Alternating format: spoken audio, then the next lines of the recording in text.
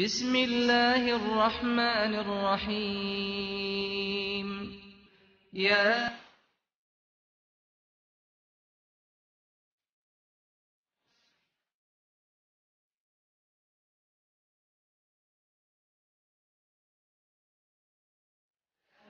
Au nom d'Allah, louange à Allah, paix et salut sur le messager d'Allah. Aujourd'hui, nous allons voir 5 raisons principales pour lesquelles le musulman doit multiplier les actes d'adoration, doit capitaliser le plus possible le mois de Ramadan. La toute première raison, c'est que durant ce mois, Allah subhanahu wa ta'ala a fait plutôt de ce mois un pilier de l'islam. Nous connaissons ce hadith du prophète sallallahu alayhi wa sallam où il dit « Bunya al-islamu ala khams ». L'islam a été fondé sur 5. Et le prophète sallallahu alayhi wa sallam de nous citer les 5. En 4e position, il met « Sawmu Ramadan », le jeûne du mois de Ramadan. Alors, le jeûne du mois de Ramadan est un pilier à part entier de l'islam qui fait que tout musulman qui s'en abstient n'est donc pas musulman. Sauf si la personne n'en a pas la capacité. Et lorsqu'on a la capacité, ça devient un devoir parce que c'est un pilier complet de l'islam. Allah subhanahu wa ta'ala nous le dit. Allah dit « Ya ayyuha alladhina amanu » ô vous qui avez cru, « Kutiba alaykum as-siyam » le jeûne vous a été prescrit « Kama kutiba ala alladhina min qablikum » tel qu'il a été à ceux d'avant vous « La'allakum tattaqun » afin que vous atteigniez la piété. C'est la toute première raison pour laquelle le musulman doit faire l'effort non seulement de jeûner, mais de prendre chaque instant de ce mois béni pour pouvoir adorer son Seigneur, pour pouvoir poser des actes vertueux. Deuxième raison, c'est Inzalul Coran. La descente du Saint-Coran pendant ce mois. Allah subhanahu wa ta'ala dit quoi?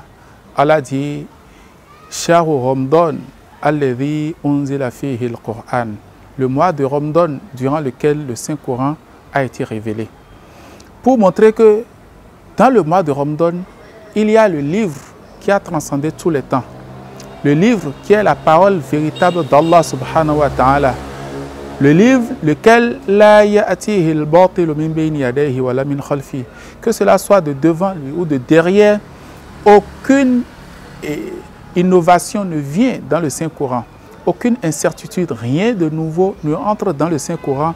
Et le Saint-Coran est parfait et conforme avec toutes les civilisations, toutes les époques, toutes les nations, que cela soit de l'Antiquité jusqu'à la période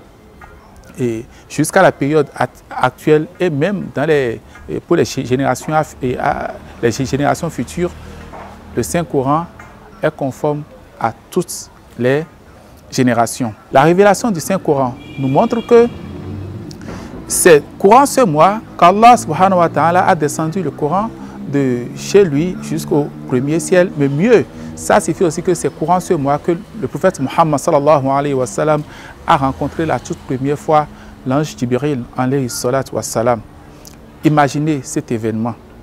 Imaginez cet événement alors qu'Allah nous dit « Law anzalna hadha al-Qur'ana ala jabal » si seulement on avait fait descendre ce Coran sur une montagne,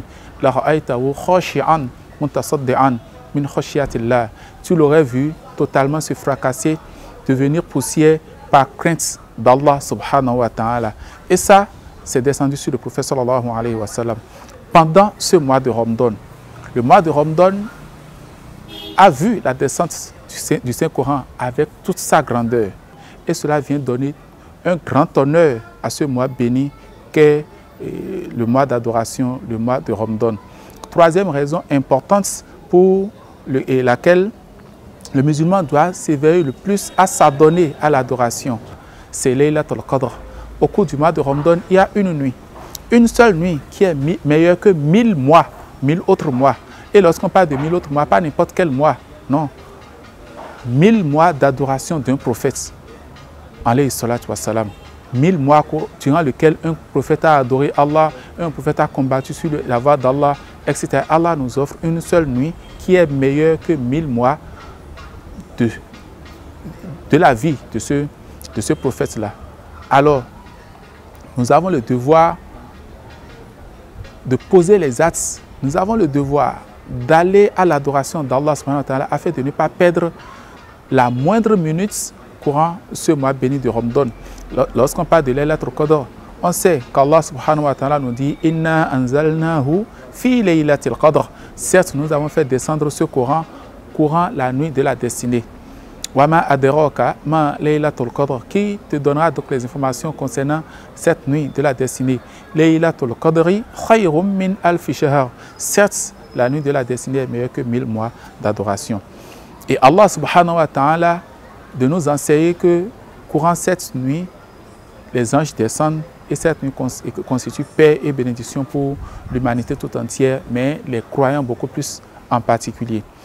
Quatrième raison pour laquelle le musulman doit multiplier les actes d'adoration courant ce mois béni, c'est la parole du prophète sallallahu alayhi wa sallam qui dit « La khalouf as-sa'im khayrun inda Allahi min rihil misk » L'odeur de la bouche du jeûneur est meilleure auprès d'Allah, auprès de ton Créateur.